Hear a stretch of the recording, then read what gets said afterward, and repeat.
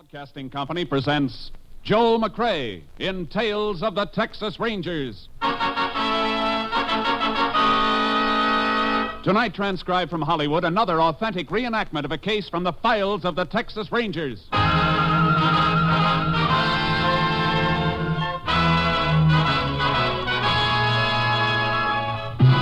Tales of the Texas Rangers, starring Joel McCrea as Ranger Jace Pearson.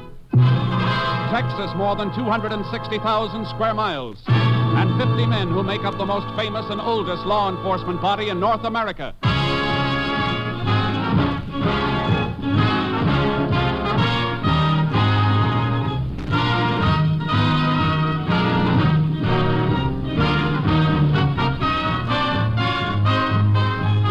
Now, from the files of the Texas Rangers come these stories based on fact. Only names, dates, and places are fictitious for obvious reasons.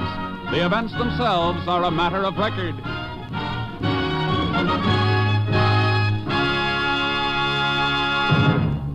Case for tonight, Sweet Revenge.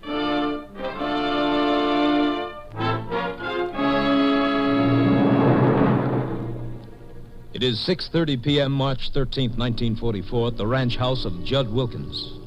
It is raining heavily as Judd and Alva Briggs from a neighboring ranch finish their dinner. Yeah, rain's sure coming down, Judd. Yep. You're welcome to stay the night here if you want to, Alva. Oh, no thanks. I gotta get back to my own place tonight. Told the kid who's been doing my chores over there for the last 3 days I'd meet him in the morning to pay him. I sure appreciate you helping me and Billings vaccinate the cattle. I'm planning on doing the same for you at your place when you're ready. I'll be ready in a couple of days, I reckon. Hey, a wind must have blown open the... Hello, Judd. Blake! Yeah. Hello, Alva. Well, you don't seem none too happy to see me either, Judd. Well, no, it's just... It's a big surprise you popping up this way after 2 years, boy. Of course I'm glad to see you. You're my brother, ain't you? Oh, yeah, Alva. Where's Callie? What? You heard me, Blake. Where's my daughter? Well, didn't you hear? Yeah, what? Callie and me, we split up, Alva. Split up? Yeah, in Dallas. I thought you knew. You get her to run away with you, and then when you're through with her, you toss her to one No, side? Alva, no, that ain't true. That ain't the way of it Why, all. you... Alva, let go of it! Cut it out! Alva, cut it out! Take your hands off Blake! Now, stop me now.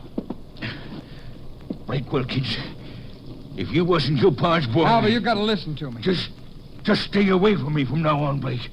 Stay away or I'll...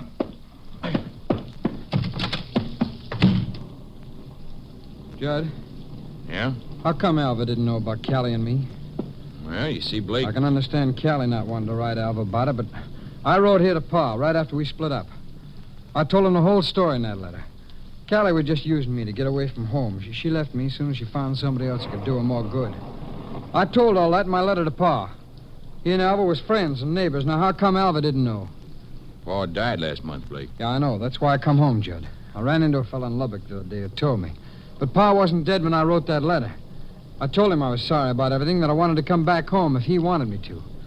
But I never heard from him, Judd. Why not? Blake, you're making me say something I don't want to say. Even though you and I are only half-brothers, I've always felt toward you like What are you getting at, Judd? Well, hearing about you and Callie splitting up just now makes me feel pretty bad. I guess it's part my fault. You mean because you encouraged me to run away with her? Yeah. You come to me asking advice. I told you on the QT I figured you had a right to your own life, but I sure didn't know it was going to turn Pa against you like it did. Turn him against me? Judd, I want to know what happened to that letter that I wrote Pa. All right, Blake. Pa wouldn't even open your letter, just threw it away. He what? Said he never wanted to see you or hear from you again. Well, Judd, that just doesn't sound like Pa. He just wouldn't say a thing like that about me. I know, boy. It's hard to believe. You and he always used to be so close. Of course, you was his own son. I wasn't, so it's natural for things to Judd, be are that you way. sure that Pa got my letter? Why, of course. I just told you, Blake. All right. What did Pa say in his will? Well, now, everything's taken care of, Blake. I want to know how it's taken care of, Judd. Will's in town, and go in as soon as we can. I'll show it to you. You got a pleasant surprise coming, kid. You know, it's sure going to be good having you home. You come at a good time, too. We need another hand here, and I'm not sure Alva will ever be back to help after tonight. But having you back again, everything's going to be fine from now on. I'm not so sure. What do you mean? Alva, the way he feels about me. I don't like things like that. Oh. Well, don't you worry about Alva none, Blake. You get over it. You know, I think I'll take a horse and ride across to Alva's place. Tonight? Yeah. See if I can get things straightened out with him. Afterwards, I could stay on at the shack the rest of the night. It's about halfway. That way I'd be out there to lend you a hand in the morning. Is there bedding and food out at the shack? Yeah, plenty of it. Okay, Blake, if you want to go. But if Alva don't listen to reason, don't you argue with him. And don't be afraid of him. He won't harm you as long as I'm alive and kicking. Yes, sir, Blake.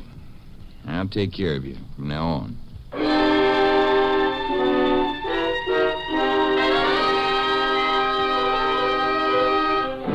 The next morning, Tom Billings, a ranch hand, rode out to the isolated shack on the Wilkins ranch. He discovered the dead body of Blake Wilkins lying in front of the open doorway. Sheriff Hedges was immediately notified and requested help from the Texas Rangers. Ranger Jace Pearson was assigned to the case. Morning, Chase. Howdy, Sheriff. Whoa, Charcoal. Any trouble getting out here? No, pretty heavy going, though. Must have been some rain last night. Good thing you didn't try to come out in your car. You'd have been huff deep in mud halfway. Yeah, that's what I figured. I've already talked to the half-brother Judd back at the ranch house. He's pretty broken up. But I figured you'd want to look at the scene of the shooting before you did any questioning. Yeah. You find anything, Sheriff? Yeah, a couple of things. They left the body right where it was, though. Medical examiner's on his way out. Whose horse is that in the corral? I figure it's the one Blake Wilkins rode out here last night. Followed the tracks out here, just one set of them. Any footprints around? Well, couldn't see any. A lot of gravel, rocks around. Yeah. Okay, let's take a look at the body. Lying in front of the open door. Bullet ended over the right eye. The rain must have washed some of the blood away. Bullet came out the back of the head, higher up. That means it was traveling in an upward angle. Yeah, that's right, Jace. Went clear through him and then carried through the shack. Come on inside, I'll show you. You got the bullet here in my pocket. We found it out back. Here it is. What's left of it. Sure smashed up. I'm afraid it won't help us any. You take a look at the roof, Jace. Back wall over that shelf of provisions. Yeah. It's the bullet hole, all right. Let's go back outside. I'd say Blake was just about your height, Sheriff. Looks like. I want you to stand here beside the body and hold your hand out of the level of your forehead. My forehead? Yeah. That'll represent the approximate height of the bullet when it hit Blake. There, that's it. What are you backing up for, Jace? I'm sidelong your hand in the bullet hole in the roof. I get it. You're trying to figure out where that shot was fired from. Yeah. And it's leading me straight to this old watering trough. Okay, Sheriff. You can take your hand down. You figure the killer was hiding behind the watering trough when he shot Blake? Behind it or in it. Bottom of the trough's split. It doesn't hold any water. Don't see any footprints around. Whoever it was could have walked on this gravel and rocks over to that gully there. And there's water in the bottom of the gully. Well, however he did it, he sure covered his tracks. Guess Blake must have heard a noise outside the shack, come outside, and got shot. Yeah. But I'm wondering what Blake was doing out here at this shack in the first place. Search me. Didn't even know Blake had come home till I got the report of the shooting this morning. About 2 years ago, he and Callie Briggs from the next ranch over ran off to get married. According to Judd, Blake returned home just last night. And made a beeline out to this shack in the rain? Does seem a little peculiar. Come on, let's ride back to the ranch house and see if Blake's half-brother can throw any light on the matter.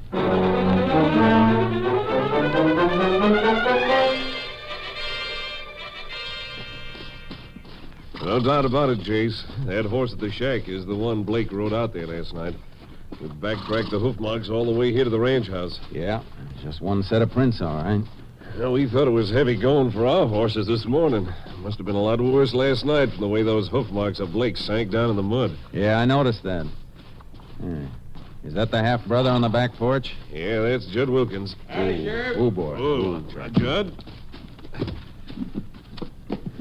Yes, this is Ranger Pearson, Judd. He's in charge of the investigation of your brother's murder. Well, got any line on the killer so far, Ranger? Not much yet. As I understand it, Judd, your brother'd been away from home about 2 years. That's right. When did he get back? Walked in last night at supper time, about 6:30, I guess. Alva Briggs can verify the time for you. He's having supper with me. Any reason the time of Blake's return home should need verifying, Judd? No, I just figure you want all the facts straight, Ranger. Yeah. What happened when Blake walked in?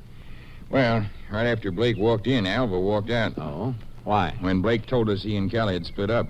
Seems Alva didn't know anything about it. Neither did I, as a matter of fact. But Alva, being Callie's paw, took it pretty hard. Seemed to hold it against Blake. Guess he thought it was all Blake's fault. Matter of fact, I had to pull him away from Blake's throat. I see. Of course, the way Blake explained it to me later, it wasn't his fault at all. But Alva didn't wait for any explanation. How'd you feel about Blake coming home, Judd? Well, I reckon the way any brother'd feel. I told him I was glad he's back. It'd be good to have him help me with the ranch. Judd, there's one thing that's bothering me. Maybe you can throw a little light on it. Yeah, what is it, Ranger? How come your brother went out to that line shack the first night he got home? All right, decided to ride over to Alva's and try to straighten things out with him. He said he'd stay at the shack the rest of the night so as he could give us a hand with the rest of the vaccinations first thing in the morning, so off he rode. I see. What time was that? About 7:30, I guess. What did you do after that? Me? Yeah. Let's see now. Around 9, I sent for my ranch hand, Tom Billings. Told him about Blake being back and also had him help me check some tally sheets. I'd say that was about 10:30 when we got through. Tom went on back to the bunkhouse? That's right, sure. And you? I turned in. You didn't leave the ranch house? Me? No. Are you sure about that? Of course I'm sure. What are you getting at, Ranger? I'm just trying to get at the truth, Wilkins. Now, wait a minute. You think that maybe I killed Blake? I'm not thinking anything right now. I'm just asking questions. I don't like the kind of questions you're asking. Think I'd kill my own brother in cold blood? Take it easy, Judd. Look, Ranger. You know who discovered Blake's body? Tom Billings, my own ranch hand. You know how he happened to ride out there this morning? Because I told him to. I wanted to meet Blake and start to work. Now, would I kill Blake and then go out of my way to make sure his body'd be discovered? It'd be pretty stupid, wouldn't it? Well, Judd, I'll go along with you far enough to say a stupid man wouldn't have done that. Nah, I didn't kill Blake. Then you got nothing to worry about. Yeah, I know. Sorry I lost my temper, Ranger. It's just that a thing like this hits you pretty hard. Yeah, sure. Where can I find this ranch hand of yours, Tom Billings? He's waiting for you down at the bunkhouse. I told him to stick around in case you wanted to question him, Jace. Good. Let's have a talk with him, Sheriff. Whoever that skunk is, Ranger, I sure hope you get him. Thanks. What do you think, Jace? About Judd Wilkins? Yeah. I don't know, Sheriff. Tells a pretty straightforward story, but listening to it, I somehow got the idea it was a little too straightforward. Almost like he might have been rehearsing it. Yeah. Sounded like that to me, too. Well, we'll check up on as much of his story as we can from Tom Billings. Here's the bunkhouse. Come on in. Howdy. Tom Billings? That's right, Ranger. I've been waiting for you. And patching an old pair of jeans. Danged if I'm much of a seamstress, though. Oh, I don't know. Seems to me I've seen worse-looking patches than that. Billings, you're the one who discovered Blake Wilkins' body this morning, aren't you? Yeah. Almost lost my breakfast. Pretty bad sight. Who told you to ride out that way? Judd, he wanted me to meet Blake and get started with the vaccinations again. Check so far, Jace. Yeah. How about last night, Billings? Judd says he called you up to the ranch house. Yeah, he did. Wanted to tell me about Blake being back and have me help him check some tally sheets. What time did you go up? Right around 9 o'clock. And what time did you come back here? Oh, about 11:15.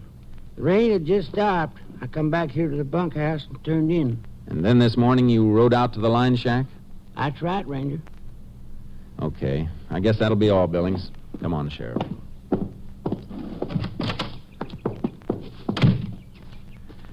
Well, one thing's sure, Jace. Judd's time last night is accounted for from 9 till about 11:15. Yeah. Of course, we don't know how much that means until they've completed the autopsy and can tell us the time of death. Yeah. You know, there's another angle to this case that could probably stand looking into. I know what you're going to say, Sheriff. Alva Briggs. Yeah. According to Judd, Alva was pretty mad at Blake last night when he found out Blake and Callie had split up. We're going to look into that angle right now, Sheriff. Let's take a run over to the Briggs Ranch and have a talk with Alva. See if we can find out just how mad he was at Blake Wilkins.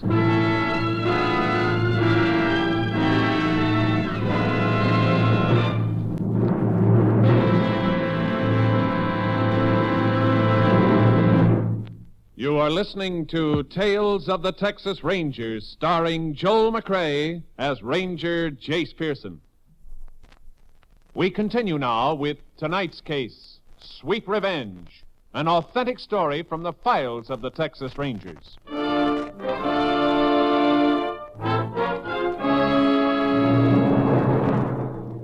We drove over to Alva Briggs' ranch. We could see from a distance that his car wasn't in the shed. Then as we got closer, we noticed a kid sitting on the front porch.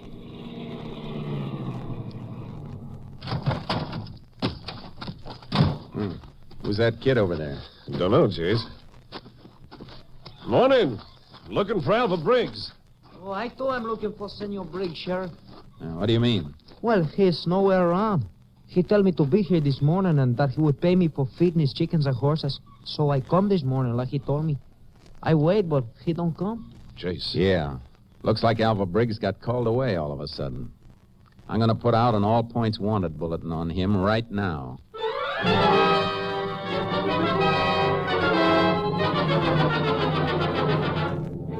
Checking in town, I learned that Alva Briggs had caught the Dallas bus that morning. I notified Company B. 4 hours later, Briggs was picked up at the Continental Trailways Depot in Dallas by Ranger C.B. Wade, who brought him back to Sheriff Hedges' office. After a brief talk with Ranger Wade out in the hall, I came back into the room. I'd like to know the meaning of this, Ranger. We'd like to know why you suddenly decided to take a trip, Mr. Briggs. I reckon that's my business. You're wrong about that. It's our business, too. Way it looks right now, you get mad at Blake Wilkins, he turns up dead, and you leave town. But I didn't even know about Blake being killed till that other ranger picked me up getting off the bus in Dallas. I still want to know why you took off from your ranch this morning. All right. Last night, Blake told me he and my daughter Callie had split up in Dallas. It come as a bad shock. So this morning, I decided to head for Dallas, see if I could locate Callie and find out what happened. Get her to come back home with me if she would. I see. You left the Wilkins ranch about 6:30 last night. Oh, that's right. Where'd you go? Home. You stay home the rest of the night? Yeah. Any way of proving that, Alva? I guess not. I live alone. Ranger, I didn't kill Blake Wilkins. Sure, I felt like it for a second or two when he told me about him and Callie, but thinking about it later, I got over it. Guess when a couple splits up, it ain't ever completely one person's fault. I didn't kill him. If you didn't, you'll want to cooperate then. Cooperate? I'm asking you to postpone your trip to Dallas. I want you to keep yourself real handy until this investigation's wound up. All right, Ranger. You'll find me at my ranch. He's got no alibi for any part of last night, Jace. No, he hasn't. There are a couple of things that make me doubt that he killed Blake. What are they? If he did kill Blake, why'd he wait till this morning to take off from his ranch? Well... Another thing. Alva walked out of the Wilkins ranch house right after Blake arrived. How'd he know Blake was going to be out at the shack? Why, Blake told Judd he was going to ride over and talk to Alva. Maybe that's how Alva found out. But we know Blake never got as far as Alva's place. Those horse tracks led right to the shack and stopped there. See, that's right. You think Judd was lying to us, trying to make it look bad for Alva? I don't know. Then there's the matter of motive. You find out, like Alva did, that your daughter split up with a guy and you think it's his fault. You might knock a few teeth loose over it, but as for killing him on account of it, I don't know. Well, speaking of motive, how about Judd? That's just what I'm going to follow up next, Sheriff. See if I can find a motive for Judd Wilkins to kill his half-brother.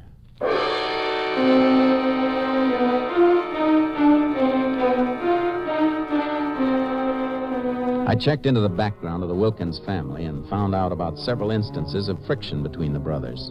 But Judd had always been envious of Blake. That started me thinking about the father's death and his will.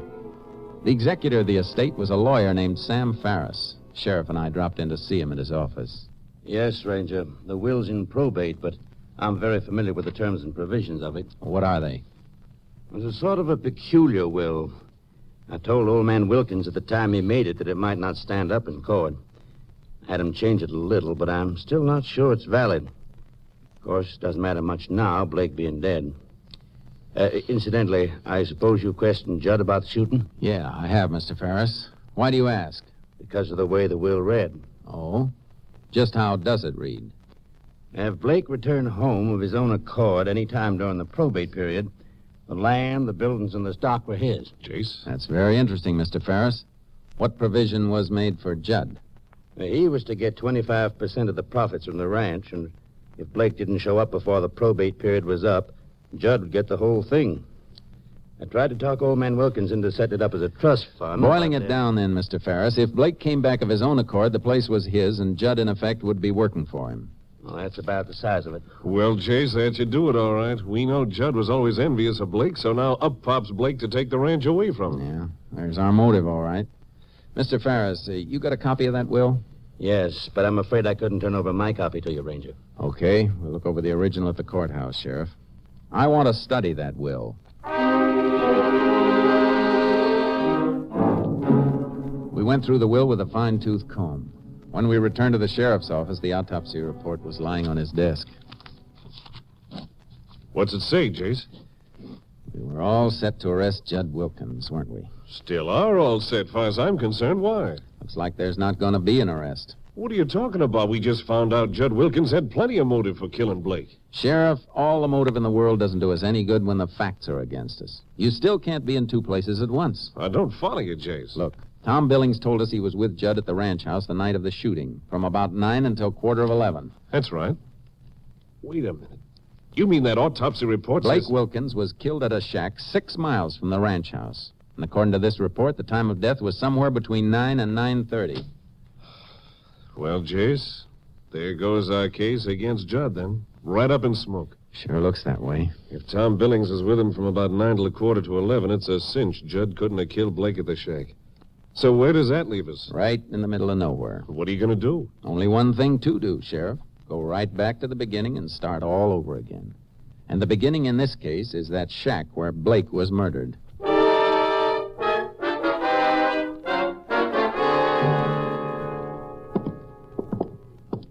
Jay's hanged if I see what good this is doing us. We've gone over this shack just like we did before.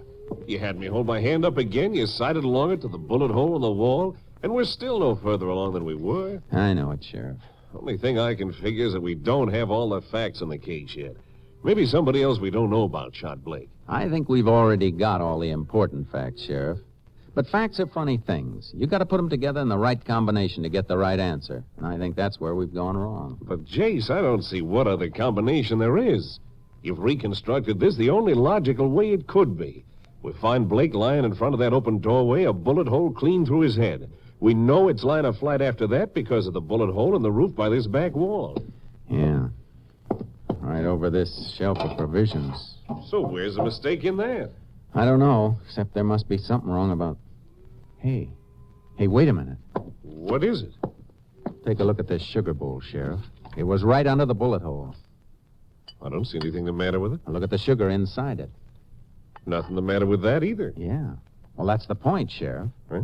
You ever see sugar that's had a little water dropped on it? Why, sure, it gets sort of crusty. And stays that way. Yeah, but I... Remember what Tom Billings told us? That the rain stopped about 11:15? Blake was shot between 9 and 9:30. That's right, over an hour before it stopped.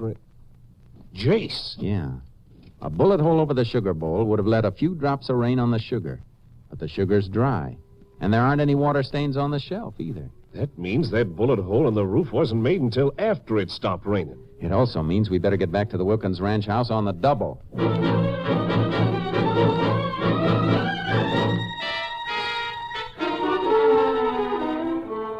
We headed for the ranch house. Judd was nowhere in sight, which suited me fine at the moment.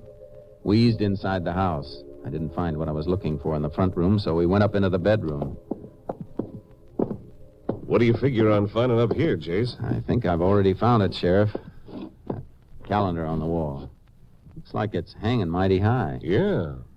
Let's take a look behind it.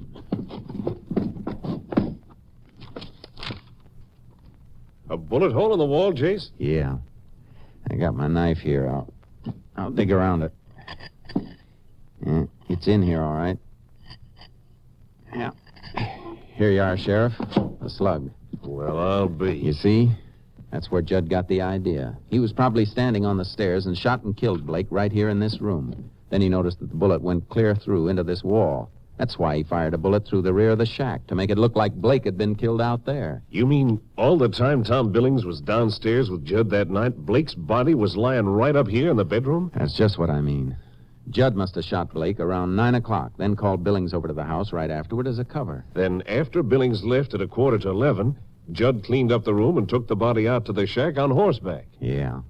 I thought those hoof marks were cut down awful deep, even for wet ground. That horse was carrying double, Judd and Blake's body.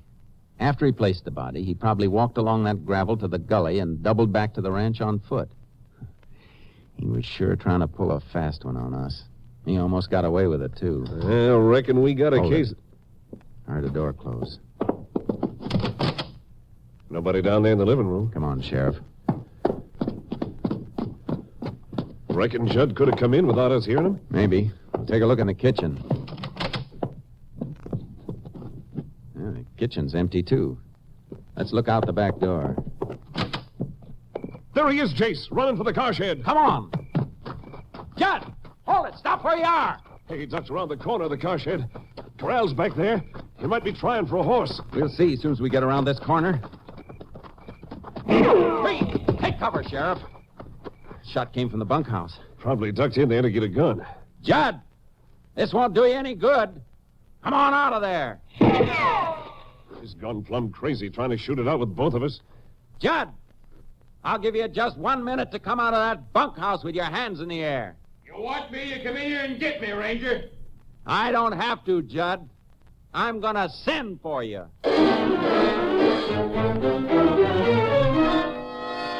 I circled around the ranch house to my car in front, got something out of it, and crawled back to the sheriff. A tear gas bomb. Yeah.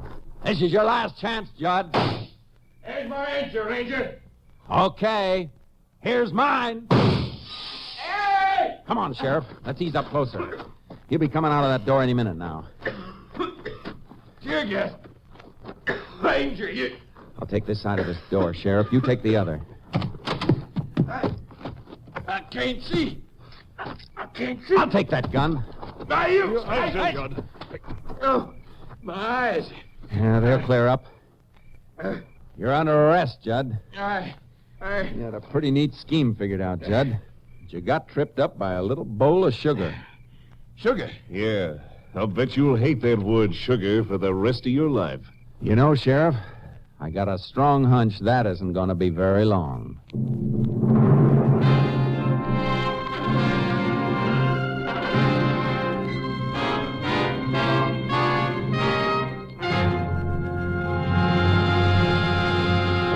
Judd Wilkins was tried and convicted of the murder of his brother Blake. On the morning of June 16, 1945, in the state penitentiary at Huntsville, he was executed in the electric chair. Next week, Joel McCrea in another authentic reenactment of a case from the files of the Texas Rangers.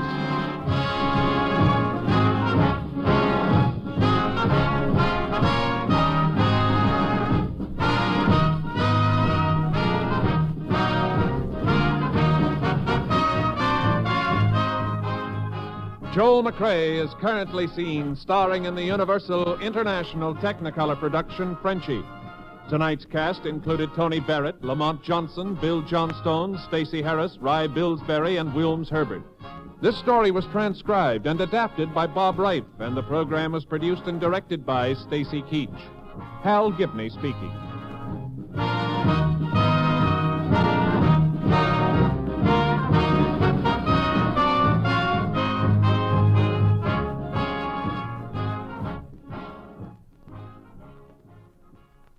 Three chimes mean good times on NBC. Here is a special announcement. 2 weeks from tonight, that's Sunday, March 4th, Tales of the Texas Rangers will relinquish its time period for 1 week only so that you can hear a full hour-and-a-half dramatization of Shakespeare's immortal Hamlet, presented by Theater Guild on the Air.